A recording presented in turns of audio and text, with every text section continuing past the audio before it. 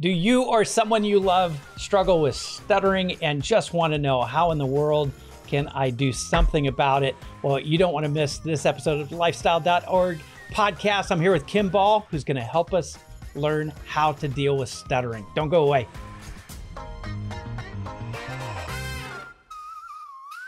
Hi, Kim. So great to have you on the show. Hi, Roy. Thanks for having me here. Awesome. So for work, you're a special ed teacher. Tell me, what does that mean in your life? What do you typically have to do? Yes, I am an elementary special education teacher. Yeah. Have you heard of the term RSP teacher or a resource teacher? I've heard of that, the resource teacher. Resource teacher. So basically, I pull students out of the general education classroom who already have IEPs, which stands for an individual educational plan. I pull them out of the classroom and I work with them in smaller groups in my own classroom. Awesome. So we're going to talk about stuttering mostly. We'll talk about some other stuff, but we're going to talk about stuttering today. Do you work with a lot of kids that have stuttering issues in school? Actually, I do not. I can probably count on one hand students I've come across in the last 2 school years who do stutter.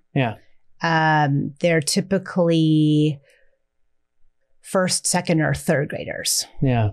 Why do you think, and this is getting to the core issue, because for me, as a little kid, I stuttered. I had to figure out a way how to stop stuttering. What are you finding is one of the core causes of stuttering amongst the young kids that you're working with? The hard thing about that is I don't think that there actually is a core cause, because I believe that there's various factors in what contributes and not just one cause. Okay, cool. So what are some of the factors that you think cause stuttering? I know one student whose family just puts a lot of pressure on that student. And I think that there's a lot of anxiety at the house. And so I think it comes out in his stuttering. Now, as a kid growing up, did you ever have to struggle with stuttering? Oh, I am a avid stutterer. Are you really? Yes. Oh my word, you do so well. Oh, well, thanks. Ever since I learned how to speak, I have stuttered. And I believe that my stuttering has evolved over the years. When I was a child, there are actually certain kinds of stuttering. There's repetition stuttering, like when I go like that. Or there's something called blocks, where you just can't say it. It's like it's stuck, and your articulators just won't move. And so I have mostly blocks, and that has been my type of stuttering. And I believe that with my evolvement of stuttering, I think has come a lot of hard work. I would not say that I've overcome stuttering. I would say that I manage it and have come to terms with stuttering. Wow. I'm going to talk to you because I really am interested in, and I'm sure a lot of viewers and listeners are interested in, how did you learn how to manage it? But I want to start back from the beginning and just ask you, what do you think caused you to have a stuttering or a block issue? Sure. You know what? I think there's a couple of factors. One is that it runs in our family. Really? My dad stuttered as a child. And then ever so often it comes out. And he speaks fluent Spanish.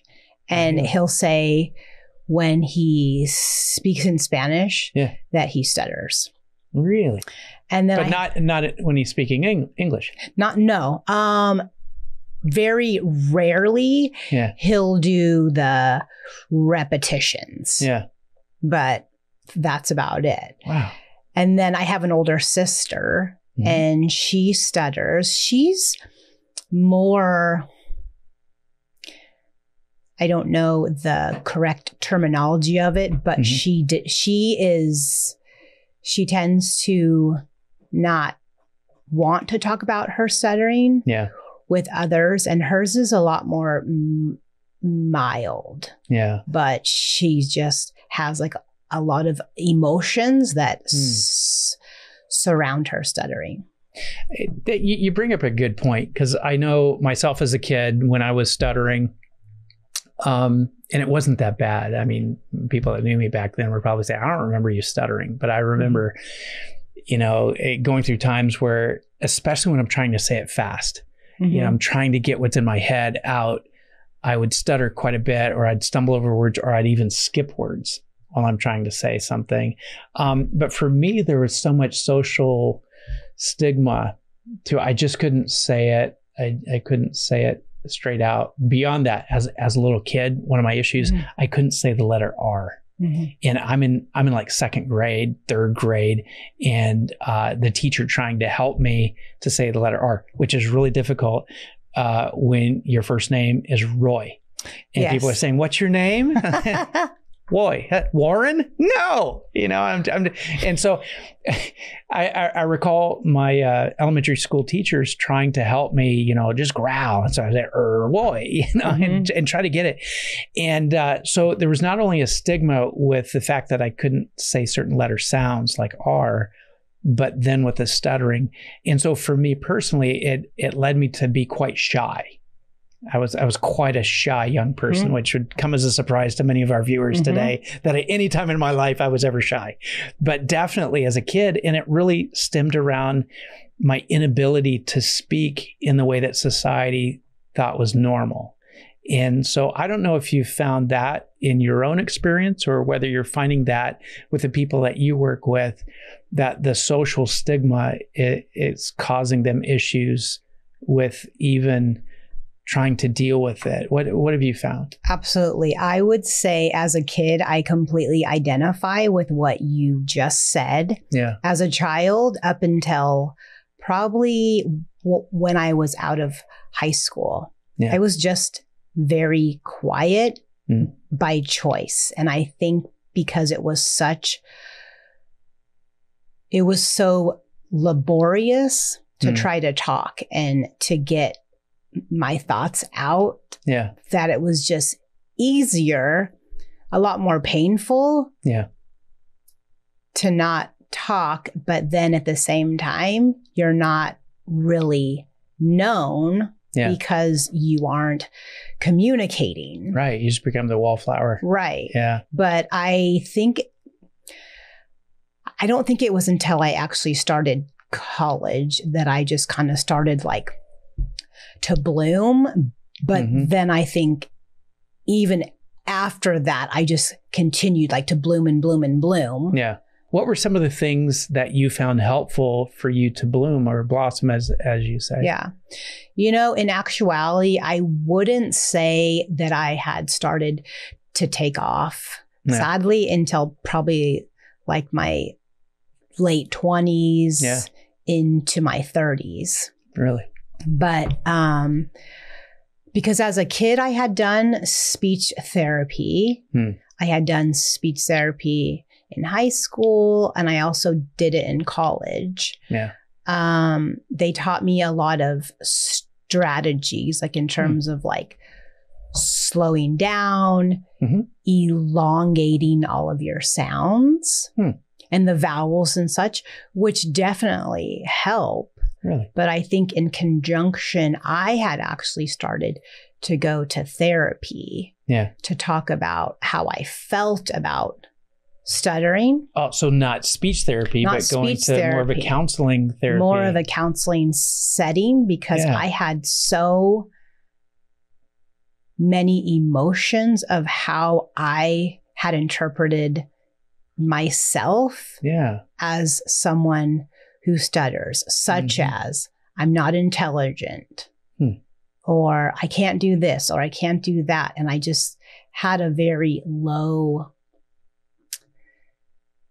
perspective of who I was, which wasn't true. It's like in actuality, but that's what I felt. And so I felt as if it was like, you need to go get all this stuff worked out. Because it's not helping you.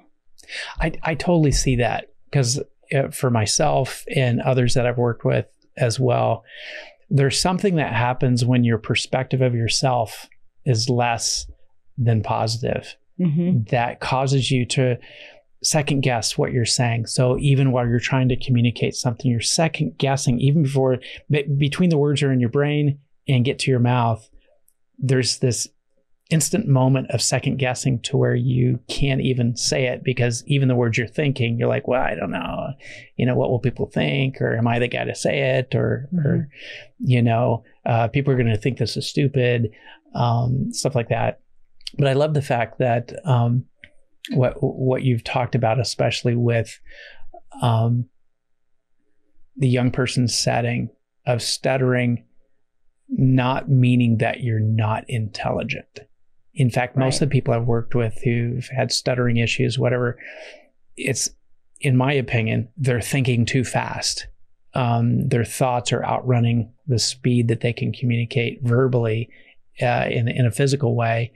And many of the times they're just, it's like the engine timing belt is out of whack.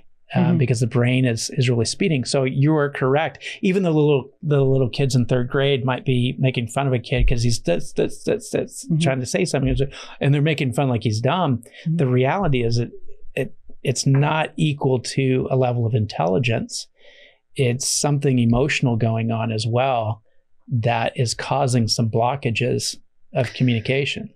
Right. So I think to transition back to a question that you had asked, is for me, I think what had contributed to my own stuttering was emotions. And then secondly, I just think it's neurologically based. Really? I know that scientists and such, they still can't find out like what causes it. I know that there are some, it's like ideas, but nothing like this is what causes it. So we've had people on Lifestyle Magazine, our broadcast show, who are dealing with cerebral palsy. Josh Blue, JP Mitty, these guys who are, they're famous, one's a comedian, one's an actor, and they're very famous. And with cerebral palsy, what they've said is we're not dumb. It's just the neurological signal between our brain and what we're trying to say, it just isn't wired the same way. And because of that, it comes out one way, but it's not because they're dumb, because they're processing the information. It's just getting that information out verbally is difficult for them, the guys who have CP. And so it's interesting that you talk about the neurological causes too. And you're right, as I've researched, neurologists who pride themselves in almost godlike knowledge of how the brain works and stuff like that, they haven't figured it out. And I'm sure it's frustrating for them, because they're the guys that are like, well, if we just do this and this, then we can reroute the network and help you out. But I think it's a combination of things. I think you're right. I think it's a combination of something neurologically, how your brain is wired. Our brains, even the difference between a female brain and a male brain, that the neural net is completely different. How we process information. For you, everything's connected to everything. For me, I'm compartmental. I've got little boxes of neural nets that I can close the box and say, I'm not going to think about that. And you're like, are you crazy? How can you not think about that? And so even the difference between male and female brains, how they're wired are different. And then each individual is wired differently as well, based upon several key factors, development factors, environmental factors, and experiential factors, what experiences that we've had. So let me ask you this. So for a person that's viewing right now, who perhaps right now they're dealing with a speech issue such as stuttering or blockage, what would you tell that person right now who's saying, I just got to try something to try to help? Yeah. I know that therapy isn't always an option for everybody because it is like expensive. Yeah. But I think something that has helped me a lot is to be open about it with people. Yeah. So because I'm a teacher and I have to facilitate many IEPs with a team of specialists and parents that I don't know. Yeah. When we start and we do introductions, I always say, hi, everybody. I'm Kim Ball, education specialist, and I stutter. So when you hear me struggling, because I will struggle, I'm just stuttering. Yeah. So just by acknowledging it from the beginning, like, let's just get it out there. Right. Does that help you relax a little bit? It helps me take off the pressure to try to not stutter or to try to hide it. Cause it's like, okay, who are we kidding here? Like, you know, it's like, I can't not stutter because that's just like a piece of me. Yeah. You know? Yeah. So I think for my own story, really advocating and telling people that I stutter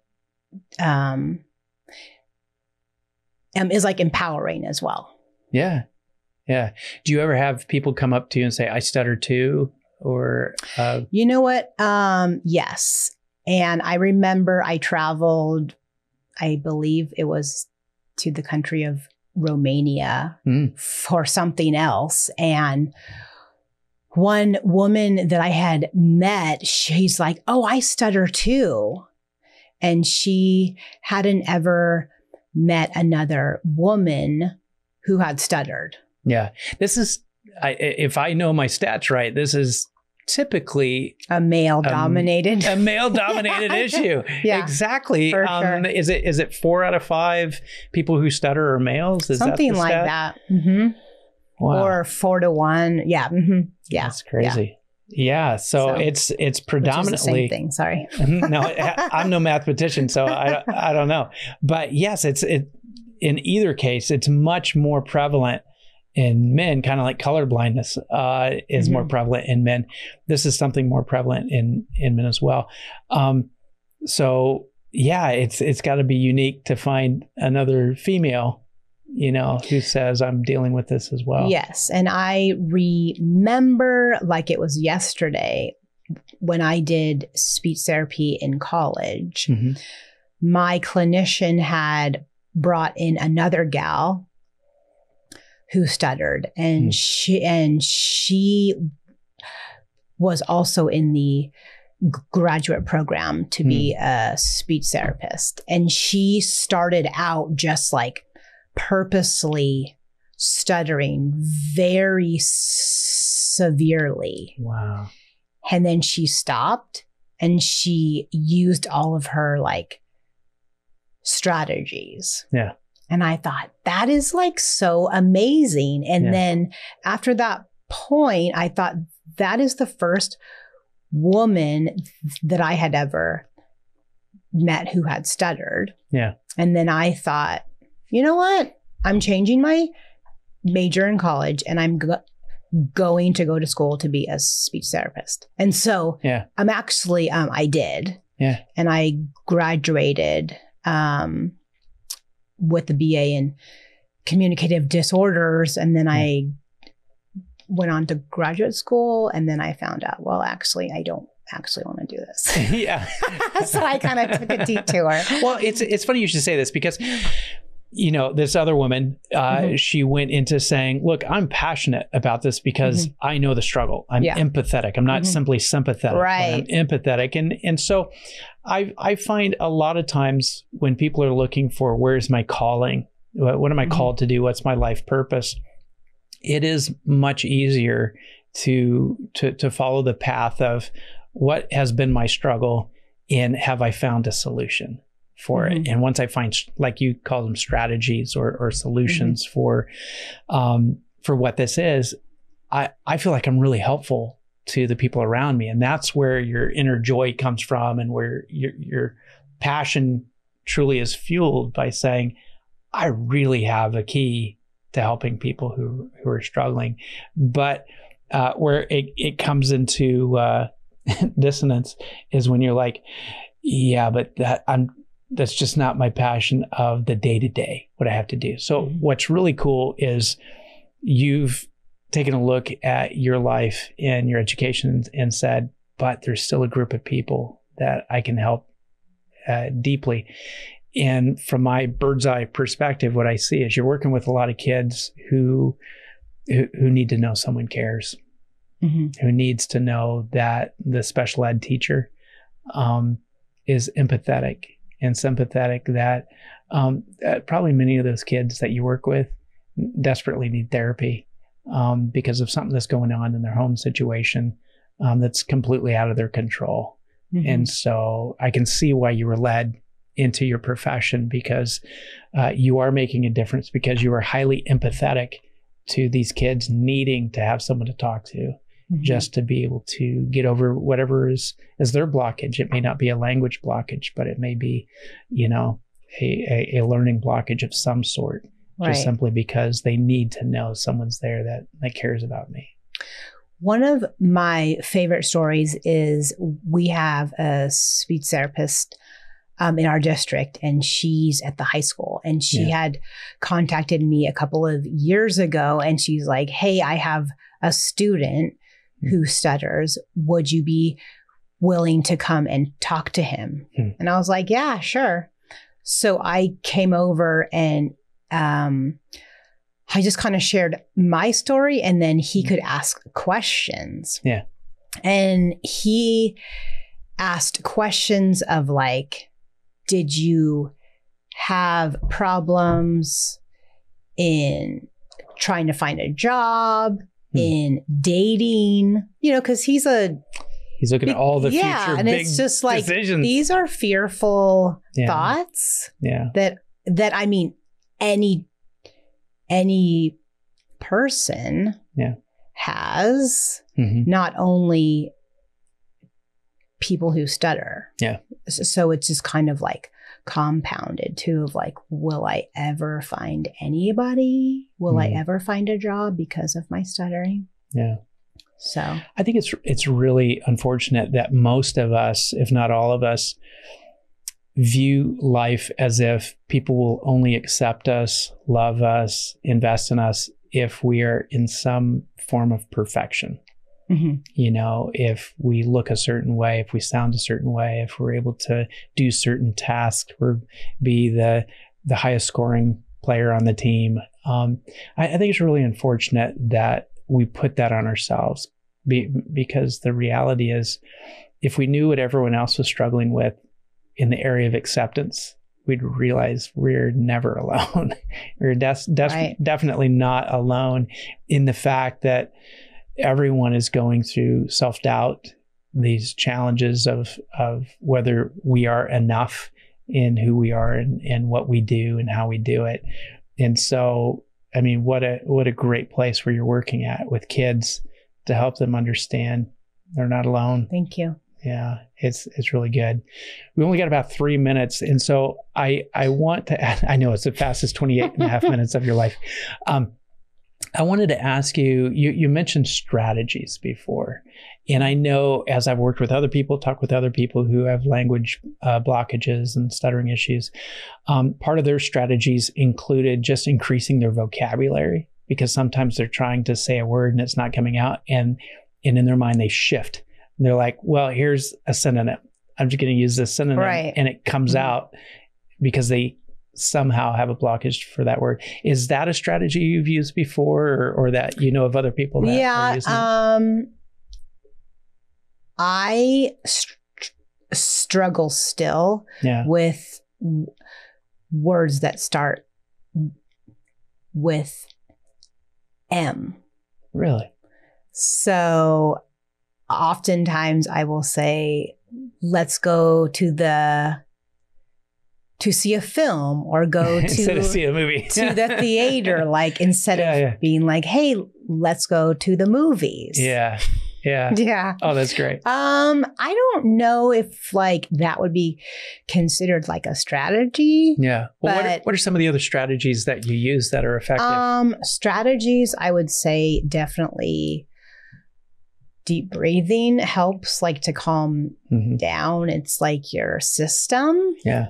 Because what I find is that the more stressed I am, or if I'm really angry, or if I'm scared or something, then all of those emotions just exacerbate my stuttering, and it's even harder like to talk. So taking deep breaths,